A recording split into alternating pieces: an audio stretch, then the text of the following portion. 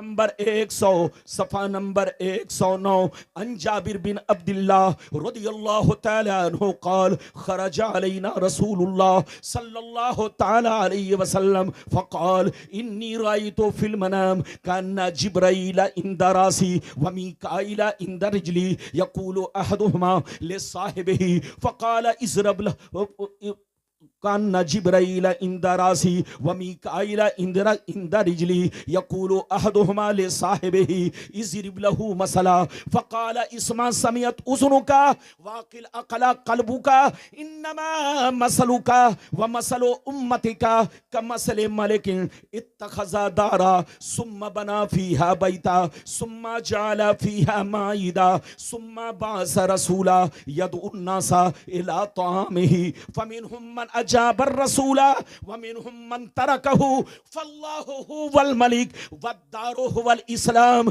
والبيت والجنه وانت يا محمد رسول فمن اجابك دخل الاسلام دخل الجنه ومن دخل الجنه اكل ما فيها زور سے بول دو سبحان اللہ، اور زور سے بولو سبحان اللہ۔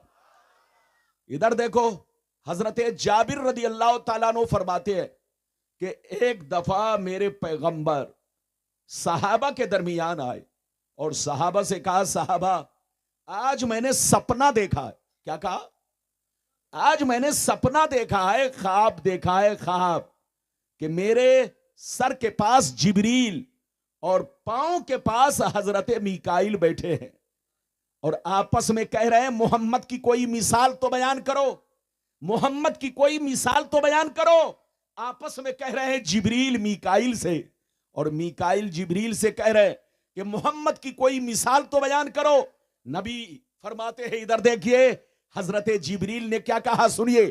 حضرت جبریل نے کہا سرکار آپ کی مثال، آپ کے امت کی مثال اس بادشاہ کی طرح ہے جس نے ایک حویلی بنائی، حویلی میں گھر بنایا، گھر میں دسترخوان بچھوایا، دسترخوان پہ کھانا لگوایا اور اپنے آدمی کو بھیجا، جاؤ لوگوں سے کہہ دو بادشاہ کی طرف سے دعوت ہے۔ تو جس نے دعوت قبول کی آ کر کھانا کھایا، جس نے قبول نہیں کیا کھانا نہیں کھایا۔ یا رسول اللہ بالکل اسی طرح اللہ بادشاہ ہے، اسلام حویلی ہے، مکان جنت ہے، اور آپ خدا کے رسول ہیں۔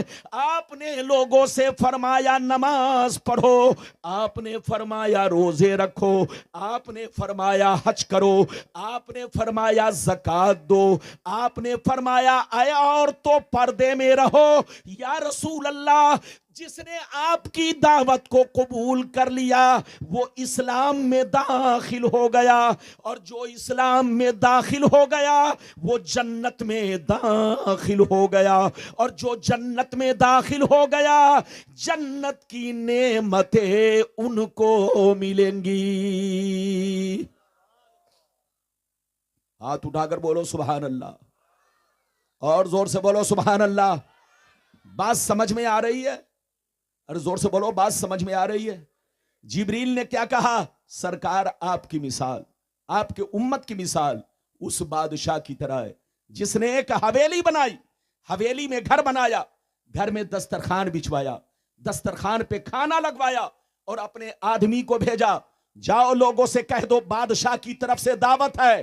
تو جس نے دعوت قبول کی کھانا کھایا، اور جس نے قبول نہیں کی کھانا نہیں کھایا۔ سرکار بالکل اسی طرح اللہ بادشاہ ہے، اسلام حویلی ہے، حویلی مکان جنت ہے، جنت۔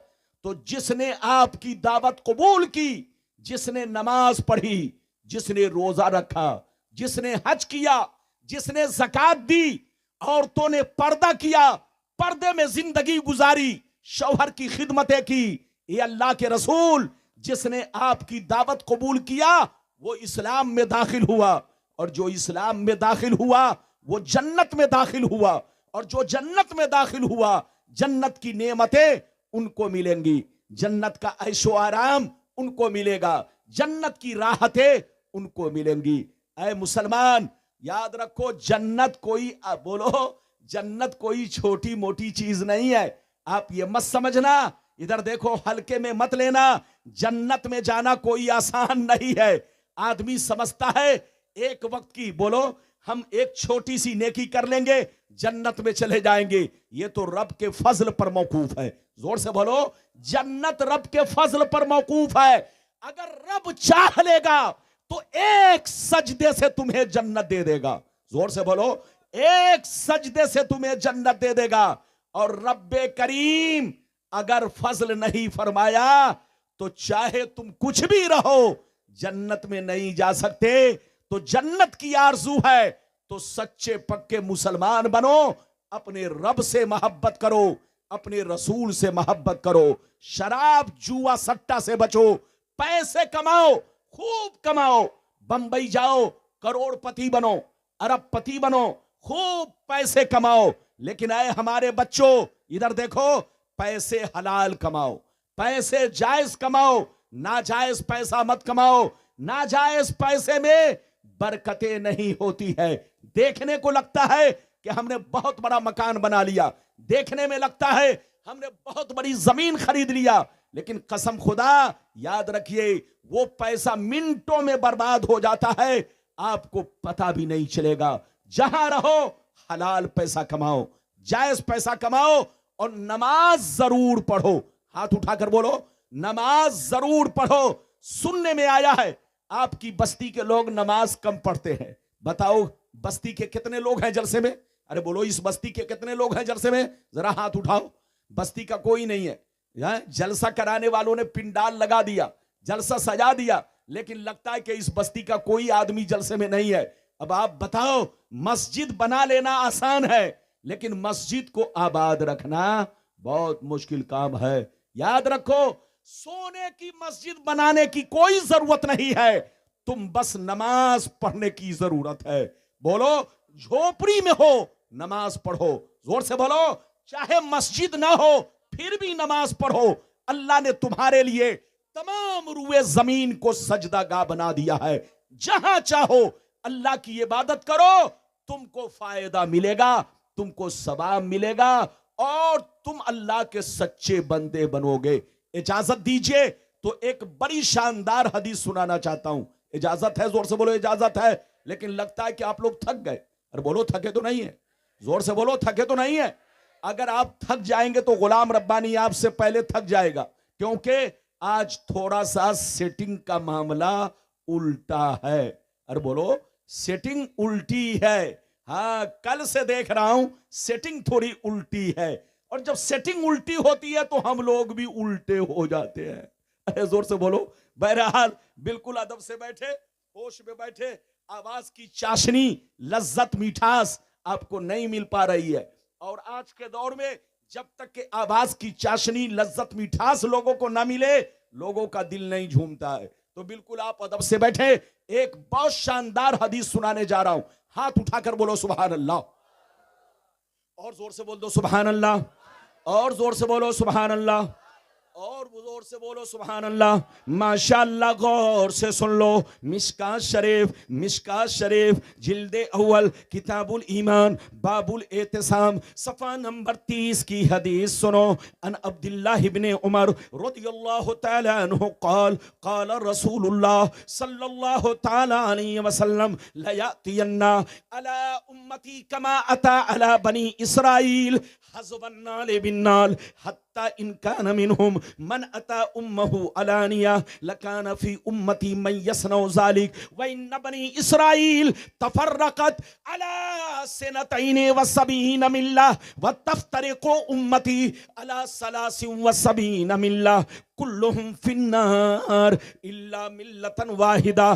क़ालू मन हिया या रसूल अल्लाह? फ़क़ाल मा अना अलैहि व अस्हाबी। जोर से बोल दो सुभान अल्लाह। इजाजत है? अरे जोर से बोलो, इजाजत है? ये क्या डाल के गया? अल्लाह, सेंट मार के गया। इधर देखिए, जमीन पर सेंट गिराना हराम हराम हराम, क्योंकि ये पैसा को बर्बाद करना हुआ। क्या हुआ? اور زور سے بولو، یہ پیسہ کو، اور زور سے بولو، یہ پیسہ کو. ہاں ادھر دیکھیے، بدن میں خوشبو لگا سکتے ہیں. ارے بولو، بدن میں خوشبو لگا سکتے ہیں، یہ خوشبو لگانا سنت ہے. لیکن زمین پر خوشبو ڈالنا، ارے بولو زمین کو کیا فائدہ پہنچا؟ ارے بولو زمین کو کیا فائدہ پہنچا؟ تو گویا یہ پیسہ کو برباد کرنا ہوا، تضییع مال ہوا. آپ کو خوشبو لگانی تھی، حضور جب تشریف لاتے تو حضور کے بدن پر خوشبو کا چھڑکاؤ کرتے. ارے بولو یہ اچھا کام تھا، ہے کہ نہیں؟ لیکن زمین پر آپ خوشبو ڈال کر چلے گئے، یہ پیسہ کو برباد کرنا ہوا. اور پیسہ کو برباد کرنا حرام حرام حرام، یہ تضییع مال ہے. بالکل ادب سے مسئلہ سن لو. مسئلہ سمجھ میں آ گیا کہ نہیں؟ ارے بولو مسئلہ سمجھ میں آ گیا کہ نہیں؟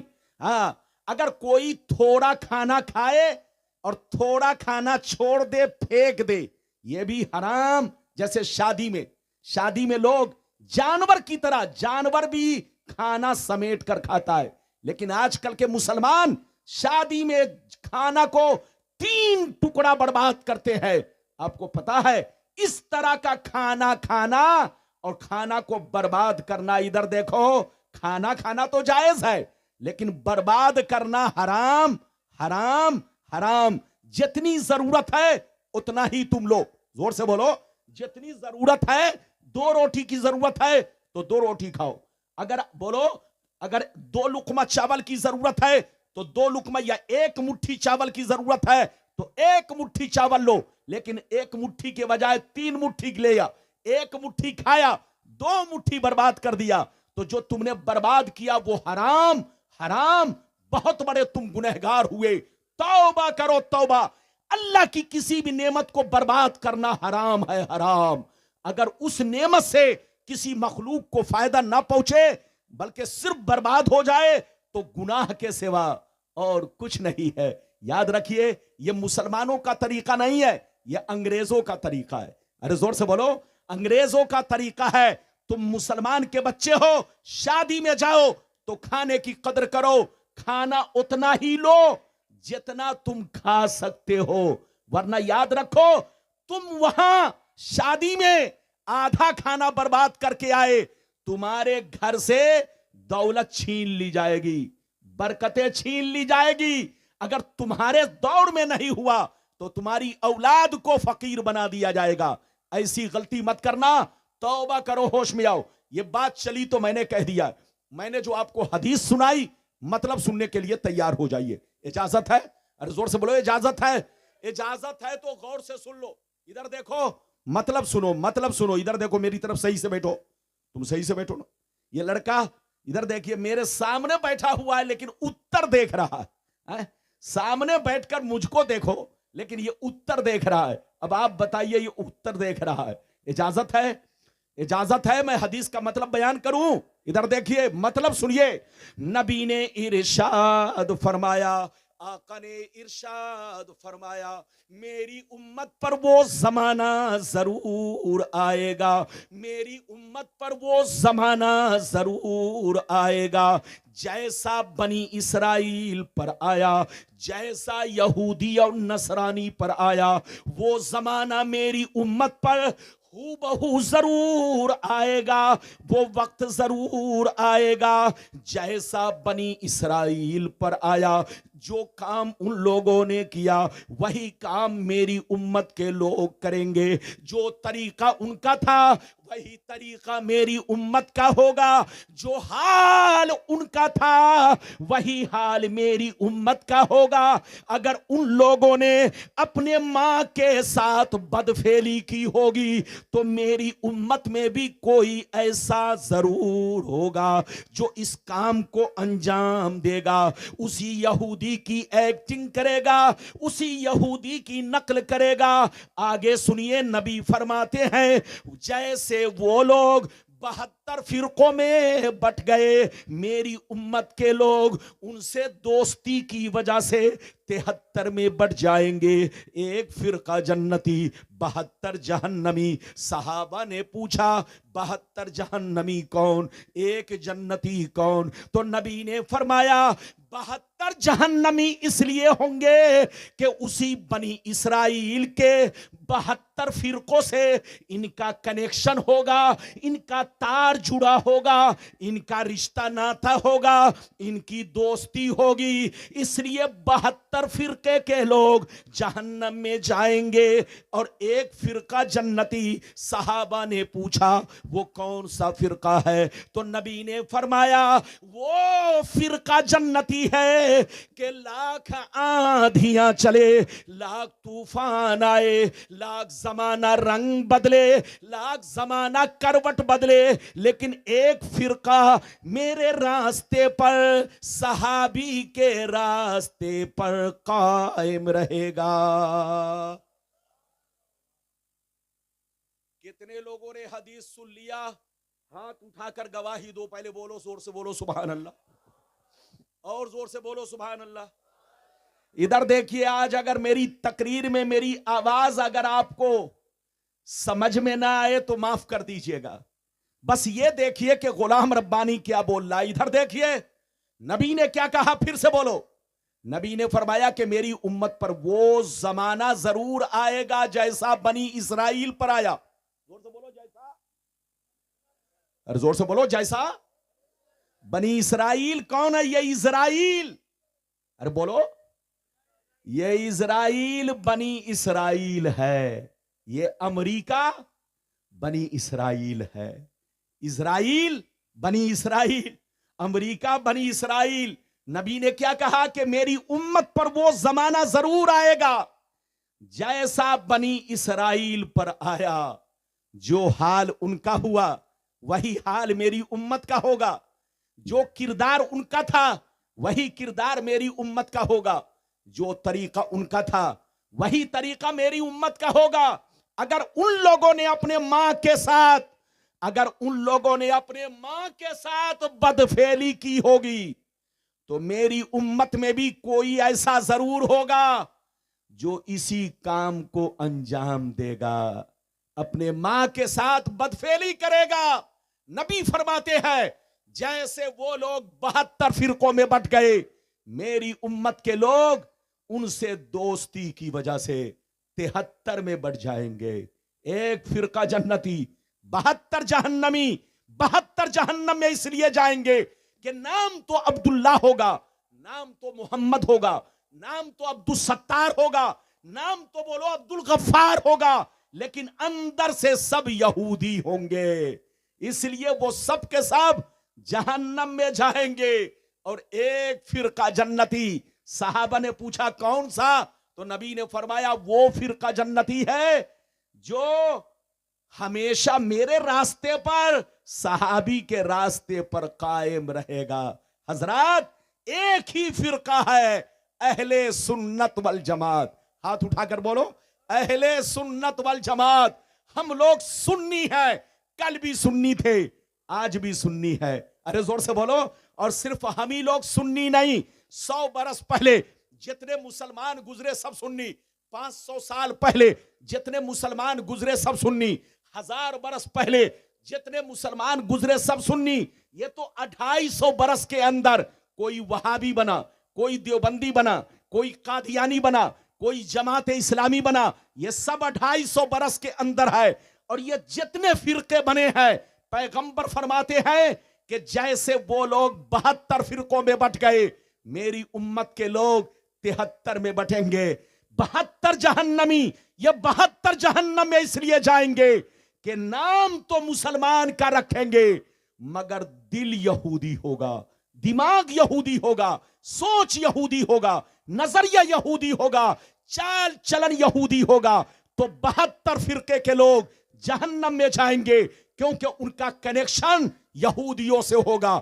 حضرات یاد رکھیے ایک فرقہ جنتی، یاد رکھیے ہم لوگ کل بھی سنی تھے، آج بھی سنی ہے، اور صرف ہم ہی لوگ سنی نہیں، ادھر دیکھیے خواجہ غریب نواز بھی سنی ہے، پیران پیر بھی سنی ہے، مخدوم پنڈوی بھی سنی ہے، نظام الدین اولیاء بھی سنی ہے، دنیا میں جتنے بزرگان دین ہے سب سنی ہے، آپ کے چاروں امام سنی ہے۔ ادھر دیکھیے، اور ادھر دیکھیے، ہم لوگ کوئی نئے نہیں ہے، نئے وہ لوگ ہیں جو 250 برس کے اندر بنے ہیں، 250 برس کے اندر پیدا ہوئے ہیں، 250 برس کے اندر اپنی سوچ، اپنا نظریہ، اپنا عقیدہ بدل چکے ہیں، ورنہ 250 برس پہلے پوری دنیا کے مسلمان سنی تھے، ایک پلیٹ فارم پر تھے، لیکن 250 برس کے اندر یہ فرقہ بندی ہو گئی، کوئی کچھ بنا، کوئی کچھ بنا۔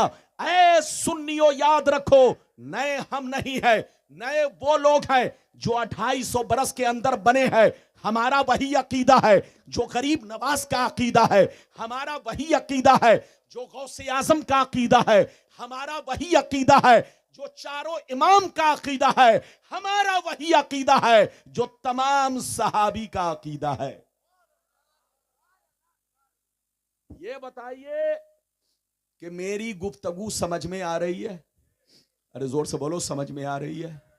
اگر سمجھ میں آ رہی ہے، یہ بنگال ہے، بنگال، بنگال کا مسلمان اگر سمجھ گئے، اگر بنگال کا مسلمان اگر سمجھ گیا تو دنیا کے سارے مسلمان سمجھیں گے۔ ارے بولو، یقینی بات ہے، آپ اپنے بنگال کو بدنام مت کرو۔ بنگال بہت بیسٹ جگہ ہے، بہت بہتر جگہ ہے، یہاں کا مسلمان بہت شاندار ہے۔ شرط یہ ہے کہ مسلمان 5 وقتہ نمازی بنے، شرط یہ ہے کہ مسلمان 5 وقتہ نمازی بنے، اپنے ماں باپ کی قدر کرے، بزرگوں کی قدر کرے، جہاں رہے اپنے مذہب کو بدنام نہ کرے۔ زور سے بولو، یہ بات چلی تو میں نے کہہ دیا۔ یہ بتاؤ کہ اب تک جتنی باتیں میں نے بیان کی سمجھ میں آئی کہ نہیں؟ ارے زور سے بولو، سمجھ میں آئی؟ اب چلیے وہ حدیث سنیے کہ ایک مسلمان کا، بچے کو بیٹھائیے، ایک مسلمان کا دوسرے مسلمان پر حق کیا ہے؟ ارے زور سے بولو، ایک مسلمان کا دوسرے مسلمان پر حق کیا ہے؟ تو 2 حدیث سناؤں گا، غور سے سنیے، بڑی شاندار حدیث، مشکات شریف جلد اول کتاب الایمان صفحہ نمبر 12 کی حدیث سنو۔ اللہ اللہ، ان عبداللہ ابن مسعود قال قال رسول اللہ صلی اللہ تعالی علیہ وسلم المسلم من سلم المسلمون من لسانہ ویدہ، مسلمان وہ سب سے اچھا مسلمان وہ ہے، سب سے بہتر مسلمان وہ ہے جو دوسرے مسلمان بھائی کو اپنے زبان سے بھی محفوظ رکھے اور اپنے ہاتھوں سے بھی محفوظ رکھے۔ ادھر دیکھیے، نبی فرماتے ہیں کہ سب سے اچھا مسلمان وہ ہے المسلم من سلم المسلمون من لسانہ ویدہ، بہتر مسلمان وہ ہے جو ایک مسلمان دوسرے مسلمان کو اپنی زبان سے بھی محفوظ رکھے اور اپنے ہاتھوں سے بھی محفوظ رکھے۔ زبان سے محفوظ رکھنے کا مطلب یہ ہے کہ ان کو گالی نہ دے، ان کو تکلیف نہ پہنچائے، اور ہاتھ سے محفوظ رکھنے کا مطلب یہ ہے کہ ان پر لاٹھی نہ چلائے، ان پر گولی نہ چلائے، ان کو تماچا نہ مارے، ان پر ظلم نہ ڈھائے، ان پر ظلم نہ ڈھائے۔ مسلمان وہ ہے جو دوسرے مسلمان کو زبان سے بھی محفوظ رکھے اور اپنے ہاتھوں سے بھی محفوظ رکھے۔ یہ تو ایک حدیث۔ دوسری حدیث بخاری کی سنیے، بڑی شاندار۔ بابو بالکل ادب سے بیٹھو، کہاں جا رہے، کہاں جا رہے؟ یہ چھوکرا دیکھیے تقریر میں اٹھ رہا، تھوڑی دیر بیٹھو، ادب سے بیٹھو، تھوڑی دیر بیٹھو، اجازت ہے تو سارا مجمع ہاتھ اٹھا کر بولو سبحان اللہ، اور زور سے بول دو سبحان اللہ، اور زور سے بولو سبحان اللہ۔ ماشاءاللہ، غور سے سن لو، بخاری شریف جلد اول کتاب الایمان صفحہ نمبر 7 کی حدیث سنو۔ ان عبداللہ ابن عمر رضی اللہ تعالی عنہ قال سئل النبی صلی اللہ تعالی علیہ وسلم ای الاسلام خیر فقال علیہ السلام فقال علیہ السلام تقرأ السلام فقال علیہ السلام تطعم الطعام وتقرأ السلام على من عرفت ومن لم تعرف. حضرت عبداللہ کہتے ہیں کہ نبی کریم سے پوچھا گیا اے اللہ کے رسول سب سے اچھا مسلمان کون ہے، سب سے بہتر مسلمان کون ہے، سب سے عمدہ مسلمان کون ہے؟ تو نبی نے فرمایا سب سے اچھا مسلمان وہ ہے جو غریبوں کو کھانا کھلائے، غریبوں کا خیال رکھے، یتیموں کا خیال رکھے، غریبوں کو کھانا کھلائے، غریبوں کا خیال رکھے، غریبوں کی مدد کرے. سب سے اچھا مسلمان وہ ہے جو غریبوں کا خیال رکھے اور اس مسلمان کو بھی سلام کرے جس کو پہچانتا ہو اور ان کو بھی سلام کرے جن کو نہ پہچانتا ہو. کیا کہا؟ جلدی بولو. سب سے اچھا مسلمان وہ ہے جو غریبوں کو کھانا کھلائے، غریبوں کا خیال رکھے، غریبوں کو کپڑا پہنائے اور اس مسلمان بھائی کو بھی سلام کرے جس کو پہچانتا ہو اور اس کو بھی سلام کرے جن کو نہ پہچانتا ہو. ادھر دیکھیے، لیکن آج کا مسلمان سڑکوں سے گزرتا ہے، دیکھ رہا ہے کہ داڑھی ٹوپی والا مسلمان آ رہا ہے. بولو، نام پوچھنے کی ضرورت نہیں ہے، داڑھی ٹوپی والا آ رہا ہے لیکن کر سر جھکا لیتا ہے، جلدی سلام نہیں کرتا. یاد رکھو نبی نے کیا کہا؟ سب سے اچھا مسلمان وہ ہے جو غریبوں کو کھانا کھلائے، یتیموں کو کپڑا پہنائے، مسکینوں کا خیال رکھے اور اپنے ان مسلمان بھائی کو بھی سلام کرے جن کو پہچانتا ہو اور ان کو بھی سلام کرے جن کو نہ پہچانتا ہو. یہ ایک مسلمان کا دوسرے مسلمان پر حق ہے. اب آگے چلیے، بیوی کا شوہر پر حق کیا ہے؟ جلدی جلدی سنیے، بہت لمبی چوڑی تقریر نہیں، آپ جب تک سنو گے غلام ربانی حدیث آپ تک پہنچائے گا. بیوی کا شوہر پر حق کیا ہے، شوہر کا بیوی پر حق کیا ہے، ماں باپ کا بچوں پر حق کیا ہے، بچوں کا ماں باپ پر حق کیا ہے. وہ پوری حدیث سن کر جائیے گا بابو، پوری حدیث سن کر. اور حضرت آنے والے ہیں، زیارت کر کے جائیے گا، دعائیں لے کر جائیے گا، سلام پڑھ کے جائیے گا. میری طرف دیکھیے، حدیث سنیے، بڑی شاندار حدیث. مشکات شریف جلد نمبر 2 کتاب النکاح صفحہ نمبر 281، صفحہ نمبر 281. اللہ اللہ ان ابی ہریرہ رضی اللہ تعالی عنہ قال قال رسول اللہ صلی اللہ تعالی علیہ وسلم لو كنت امر احدا ان يسجد لاحد لامرت المرأة ان تسجد لزوجها. میرے سرکار نے فرمایا، آقا نے ارشاد فرمایا، اگر اللہ کے علاوہ کسی غیر کو سجدہ کرنا جائز ہوتا، اگر اللہ کے علاوہ کسی اور کو سجدہ کرنا جائز ہوتا تو میں عورتوں کو حکم دیتا کہ اپنے شوہر کو سجدہ کرے. نبی فرماتے ہیں اگر اللہ کے علاوہ کسی غیر کو سجدہ کرنا جائز ہوتا، زور سے بولو، اللہ کے علاوہ. اچھا یہ بتاؤ، اللہ کے علاوہ کسی اور کو سجدہ کرنا جائز ہے؟ ہاتھ اٹھا کر بولو. میں اس لیے پوچھ رہا ہوں تاکہ سب کو پتا چل جائے. بولو، اللہ کے علاوہ کسی اور کو سجدہ کرنا جائز ہے؟ ہاتھ اٹھاؤ، ہاتھ نیچے کرو. اچھا یہ بتاؤ، سب سے بڑا مجرم کون ہے؟ سب سے بڑا مجرم وہ ہے جو اللہ کے علاوہ کسی اور کو سجدہ کرے. جو اللہ کے علاوہ، بولو، اللہ کے علاوہ کسی اور کو، اللہ کا کسی کو شریک سمجھے. دنیا میں سب سے بڑا مجرم وہ ہے جو اللہ کے علاوہ کسی اور کو، بولو، اللہ کا کسی اور کو شریک جانے، شریک سمجھے. ادھر دیکھیے میرے نبی کیا فرماتے، غور سے سنیے. نبی فرماتے اللہ کے علاوہ اگر غیر کو سجدہ کرنا جائز ہوتا تو میں عورتوں کو حکم دیتا کہ شوہر کو سجدہ کرے، مگر اللہ کے علاوہ غیر کو سجدہ کرنا جائز نہیں، اس لیے عورتوں کو سجدہ کا حکم نہیں ہے. ہاں، عورت کو چاہیے کہ اپنے شوہر کا حکم مانے، شوہر کی بات مانے. شوہر دن کہے تو دن کہے, شوہر رات کہے تو رات کہے, شوہر کے ہر جائز کام میں ہاں میں ہاں ملائے, شوہر کے ہر ناجائز کام میں ہاں میں ہاں ملائے. ہاں اگر شوہر شریعت کے خلاف کسی کام کا حکم دے تو پھر بیوی بات نہیں مانے گی. اگر شوہر اگر شریعت کے خلاف کسی کام کا حکم دے تو عورت پر فرض ہے کہ اب شوہر کی یہاں پر بات نہ مانے, شوہر کی بات وہیں مانی جائے گی جو شریعت کے مطابق ہو. زور سے بولو, جو شریعت کے مطابق ہو.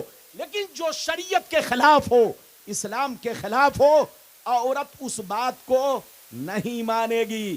نبی فرماتے ہیں اللہ کے علاوہ غیر کو سجدہ کرنا جائز ہوتا تو میں عورتوں کو حکم دیتا کہ شوہر کو سجدہ کرے, لیکن اللہ کے علاوہ کسی اور کو سجدہ کرنا جائز نہیں, اس لیے شوہر کو بھی سجدہ جائز نہیں.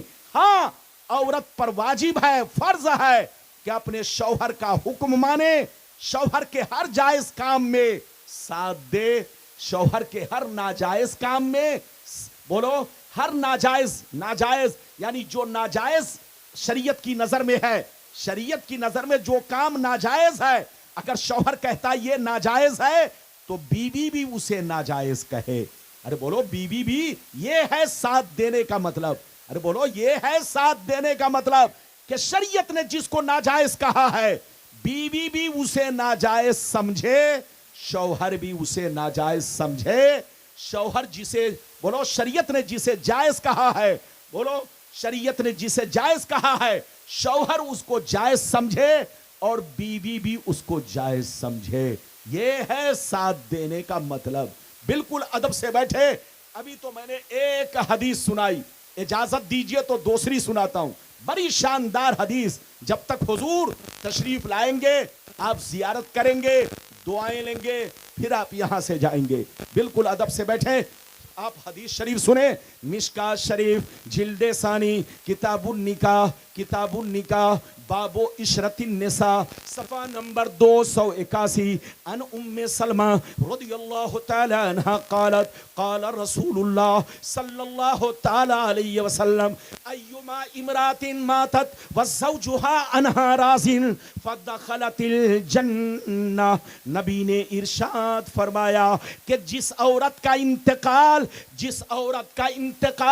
اس حال میں ہوا, جس عورت کا انتقال اس حال میں ہوا کہ اس کا شوہر اس سے راضی تھا, اس کا شوہر اس سے خوش تھا, اس کا شوہر اس کو پیار کرتا تھا, شوہر اس کو چاہتا تھا, شوہر اس کا راضی تھا, تو یاد رکھو وہ عورت جنتی ہے. نبی فرماتے ہیں کہ جس عورت کا انتقال اس حال میں ہوا کہ شوہر اس کا خوش تھا, شوہر اس کا راضی تھا, شوہر اس کا پیار کرتا تھا, تو سمجھ لو وہ عورت جنتی ہے. ایک مسئلہ یہاں پر سن لو, اجازت ہے؟ ارے بولو ایک مسئلہ سنو گے, ارے زور سے بولو مسئلہ سنو گے. لوگ کہتے ہیں کہ بیوی کا انتقال ہو جائے تو شوہر چہرہ نہیں دیکھ سکتا ہے. ارے بولو, کہتے ہیں کہ بیوی کا انتقال ہو جائے تو شوہر چہرہ نہیں دیکھ سکتا. یہ غلط بات ہے. اگر بیوی کا انتقال ہو جائے تو شوہر چہرہ بھی دیکھ سکتا ہے, کاندھا بھی دے سکتا ہے, قبر میں بھی اتار سکتا ہے. ہاں بیوی کو نہلا نہیں سکتا, بیوی کو نہلا نہیں سکتا, لیکن اگر مجبوری ہے, پردیس میں بیوی انتقال کی, وہاں پر کوئی عورت نہلانے والی نہیں ہے, تو شوہر نہلا تو نہیں سکتا, ہاتھ میں کپڑا اپنے لپیٹ کر اس کو تیمم کرا سکتا ہے. ارے بولو, اپنے ہاتھ میں کپڑا لپیٹ کر بیوی کو تیمم کرا سکتا ہے مگر نہلا نہیں سکتا. باقی بیوی انتقال کر جائے تو شوہر چہرہ بھی دیکھ سکتا ہے, کاندھا بھی دے سکتا ہے, قبر میں بھی اتار سکتا ہے. یہ بات چلی تو میں نے کہہ دیا ہے. بالکل نعرہ لگا دیجیے مولانا اسماعیل نام کے ختم کر دوں. ارے بولو اور بولوں کہ ختم کر دوں؟ لیکن آپ لوگ لگتا ہے کہ روزہ رکھ کے بیٹھے ہیں. ارے بتائیے, روزہ رکھ کے آپ لوگ بیٹھے ہیں؟ ایسے نہیں. ادھر دیکھیے, غلام ربانی قصہ کہانی بول رہا ہے کہ حدیث بول رہا ہے؟ حدیث بول رہا ہے, لیکن تھوڑا سا سیٹنگ کا معاملہ ہے. آواز آپ کے سامنے تھوڑا میٹھی نہیں لگ رہی ہے تو آپ لوگ تھوڑا سا, آپ ادھر دیکھیں نا, میں بھی کیا کروں؟ ارے بولو میں بھی کیا کروں, جان تو نہیں دوں گا. ہاتھ اٹھا کر بولو سبحان اللہ, اور زور سے بولو سبحان اللہ.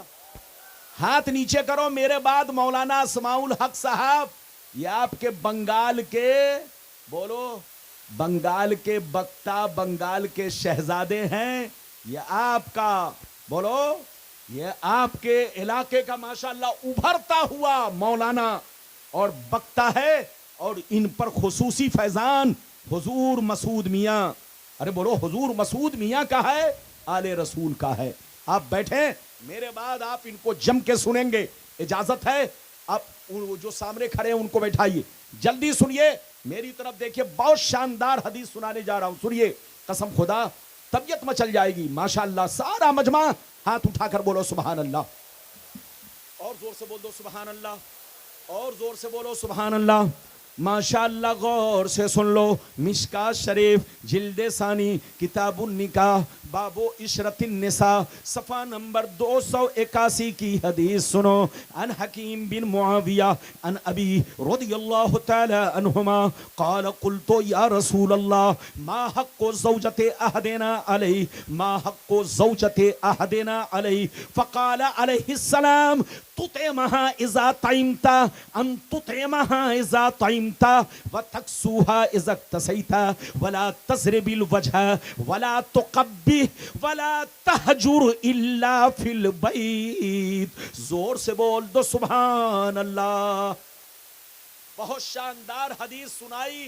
ادھر دیکھیے, حضرت حکیم بن معاویہ رضی اللہ تعالیٰ عنہ فرماتے ہیں, ایک دفعہ میں نے سرکار سے عرض کیا, اے اللہ کے رسول, ہم پر ہماری بیوی کا حق کیا ہے؟ کیا پوچھا؟ اے اللہ کے رسول, ہم لوگوں پر ہماری بیوی کا حق کیا ہے؟ تو غور سے سنیے. نبی نے فرمایا تمہاری بیوی کا تم پر حق یہ ہے, جتنا اچھا کھانا تم کھاؤ اپنی بیوی کو کھلاؤ, جتنا قیمتی کپڑا تم پہنو بیوی کو پہناؤ, اور جب کبھی غصہ آ جائے تو چہرے پہ تماچا نہ مارو, ان کو گالیاں نہ دو, ان کو بدصورت نہ کہو, اور جب معاملہ حد سے گزر جائے تو 3 طلاقیں نہ دو. کیا کہا؟ زور سے بولو. نبی نے فرمایا تمہاری بیوی کا تم پر حق کیا ہے؟ پھر سے سنیے. صحابہ نے پوچھا کہ ہماری بیوی کا ہم پر حق کیا ہے؟ تو نبی نے کیا کہا؟ تمہاری بیوی کا تم پر حق یہ ہے, جتنا اچھا کھانا تم کھاؤ اپنی بیوی کو کھلاؤ, جتنا قیمتی کپڑا تم پہنو بیوی کو پہناؤ, اور جب کبھی غصہ آ جائے تو چہرے پر تماچا نہ مارو, چہرے پر ہاتھ نہ مارو, ان کو گالیاں نہ دو, ان کو بدصورت نہ کہو, اور جب معاملہ حد سے گزر جائے تو 3 طلاقیں نہ دو.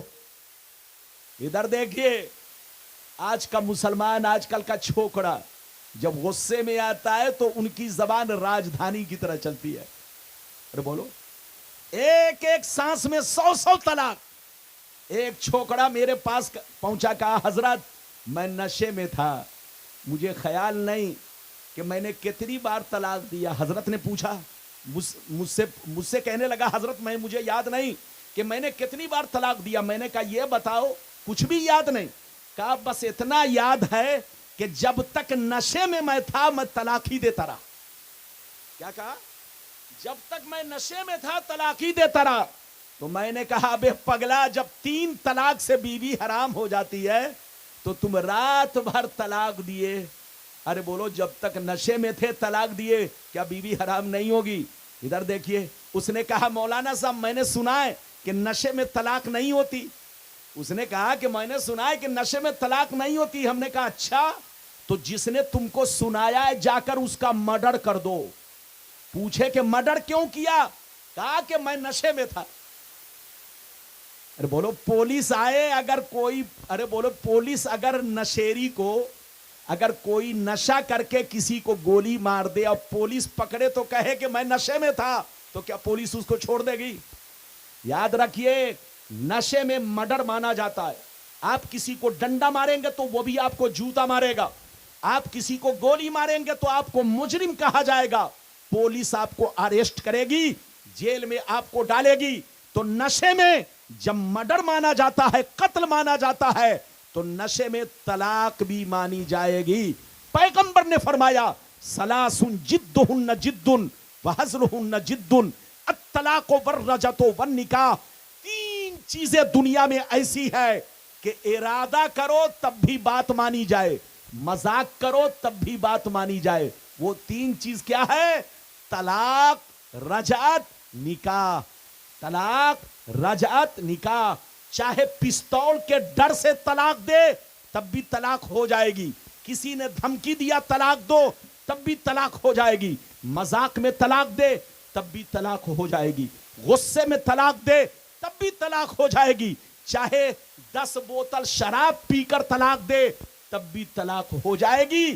بولو پیغمبر نے فرمایا 3 چیزیں ایسی ہے کہ ارادہ رکھو تب بھی بات مانی جائے گی, اور غیر ارادی طور پر بھی کہہ دیا تب بھی بات مانی جائے گی. مذاق کرو تب بھی بولو وہ چیز ثابت ہو کے رہے گی, اور بولو ارادہ رکھو تب بھی وہ چیز ثابت ہو کے رہے گی. ادھر دیکھیے پیغمبر نے کیا فرمایا کہ جب معاملہ حد سے گزر جائے تو 3 طلاقیں نہ دو. 3 طلاق ایک مرتبہ دینا حرام, حرام, حرام. مسئلہ سن لو, 3 طلاقیں ایک مرتبہ, طلاق طلاق طلاق, تینوں طلاق ایک مرتبہ دینا حرام, حرام, حرام. ادھر دیکھیے طلاق دینے کا حکم کب ہے؟ طلاق دینے کا حکم کب ہے؟ سن لو. بیوی بدچلن ہو, بدماش ہو, بد کردار ہو, آپ کی بات نہ مانتی ہو, آپ کے ماں باپ کی بات نہ مانتی ہو, آپ کو گالی دیتی ہو, آپ کے ماں باپ کو گالی دیتی ہو, آپ کی عزت نہ کرتی ہو, آپ سے ہر وقت پیسہ تلاش کرتی ہو, آپ کے کمائی کا خیال نہ رکھتی ہو, آپ کو پریشان کرتی ہو, ماں باپ کو گالیاں دیتی ہو, نماز نہ پڑھتی ہو, روزہ نہ رکھتی ہو, دن بھر گھومنا چاہتی ہو, شریعت کی خلاف ورزی کرتی ہو, تو ایسی بیوی کو طلاق دے سکتے ہیں. لیکن شریعت نے کہا 3 طلاقیں نہ دو. اگر دینی ہے تو صرف 1 طلاق رجعی دو, 1 طلاق رجعی دو, اور 1 طلاق رجعی دے کر کے بستر الگ کر دو. کیا مطلب؟ تم الگ کمرے میں سو, ان کو الگ کمرے میں رکھو, اور 3 مہینہ تک, 3 مہینہ کا مطلب 3 MC تک, یعنی پہلی مرتبہ MC آئی پاک ہو گئی, دوسری مرتبہ آئی پاک ہو گئی. طلاق کے بعد 3 MC ہونا ضروری ہے, 3 حیض ہونا ضروری ہے. چاہے وہ 3 حیض 6 مہینے میں آئے, چاہے 3 مہینے میں آئے, چاہے 4 مہینے میں آئے, چاہے سال بھر میں آئے, 3 MC تک آپ ان کے قریب تک نہ جائیں, ان سے بات چیت نہ کرے, بستر الگ کر دے. تو 1 طلاق آپ نے آج دیا, پہلی MC آئی نکل گئی, عورت پاک ہو گئی, دوسری MC آئی عورت پاک ہو گئی, چوتھی MC, تیسری MC آئی عورت پاک ہو گئی. تو جیسے 3 حیض پورے ہوں گے, 3 MC پورے ہوں گے, اب عورت بائنا ہو جائے گی, نکاح خود بخود ختم ہو جائے گا. اب آپ کو دوسری طلاق دینے کی ضرورت ہی نہیں ہے, تیسری طلاق دینے کی ضرورت نہیں ہے. تینوں طلاق ایک مرتبہ دینا حرام, حرام, حرام. اگر دے دیا اب پھر بیوی کو لوٹانا پڑا, اگر دے دیا پھر بیوی کو رکھنا پڑا, تو بغیر حلالہ کے آپ نہیں رکھ سکتے, بغیر حلالہ کے حلال نہیں. اگر آپ اس مصیبت سے بچنا چاہتے ہیں تو سنت پر عمل کیجئے. اس مصیبت سے بچنا چاہتے ہیں تو نبی کے راستے پر چلیے. نبی نے فرمایا اگر تمہاری بیوی بدچلن ہو, بدماش ہو, نماز نہ پڑھتی ہو, شریعت کے خلاف کام کرتی ہو, تمہارے ماں باپ کو گالیاں دیتی ہو, تم کو گالیاں دیتی ہو, تو 3 طلاقیں مت دو, 2 طلاقیں مت دو, صرف 1 طلاق دے دو, اور 1 طلاق دے کر 3 MC تک چھوڑ دو. بات چیت مت کرو. جس دن 3 MC پورے ہوں گے خود بخود نکاح ختم ہو جائے گا, بائنہ ہو جائے گی. اب اگر تم کو 6 مہینہ کے بعد ان کو دوبارہ رکھنا پڑا, سال بھر کے بعد دوبارہ رکھنا پڑا, توبہ انہوں نے کر لیا, غلطی کی معافی مانگ لی, تو بغیر حلالہ کے آپ اس کو نکاح کر کے اپنے گھر میں واپس لا سکتے ہیں. یہ آپ کے لیے آسان طریقہ ہے. 1 طلاق دینے میں آسان طریقہ یہ ہے کہ نکاح ختم ہونے کے بعد پھر 6 مہینہ کے بعد اگر افسوس ہوا, صدمہ ہوا کہ بچوں کا کیا ہوگا, ارے بولو گھر کا کیا ہوگا, عورت کی زندگی کا کیا ہوگا, تو آپ بغیر بولو حلالہ کے کسی سے بھی نکاح پڑھوا کر یا خود سے نکاح پڑھ کر کے آپ اپنے گھر میں لا سکتے ہیں. یہ کب ہوگا, زور سے بولو, جب 1 طلاق رجعی دے کر کے 3 حیض تک چھوڑ دیں گے تب. اور اگر تینوں بم ایک ساتھ پٹک دیا, ارے بولو تینوں طلاق ایک مرتبہ دے دیا, تو مصیبت گلے میں رہے گی. اب اگر لوٹانا پڑا تو بغیر حلالہ کے حلال نہیں ہوگی. اس لیے نبی کی شریعت پر چلو, نبی کے راستے پر چلو. نبی نے جو کہا حکم مانو. وانتم الاعلون ان کنتم مومنین. دنیا میں تم ہی عزت والے رہو گے, دنیا میں تم ہی مرتبے والے رہو گے, دنیا میں تم ہی شان والے رہو گے. شرط یہ ہے تم سچے پکے مومن اور مسلمان بن جاؤ. اللہ آپ کو سلامت رکھے, آباد رکھے, جلسے کو قبول فرمائے, میرا آنا سب کا آنا قبول فرمائے. انشاءاللہ پھر کبھی آیا تو جم کے گفتگو ہوگی. اجازت دیجئے, جو کچھ بھی میرے بیان میں غلطی ہوئی اللہ ہمیں معاف فرمائے, آپ کو بھی معاف فرمائے. آج تھوڑی سی آپ کو کمی محسوس ہوئی, ادھر دیکھیے, اگر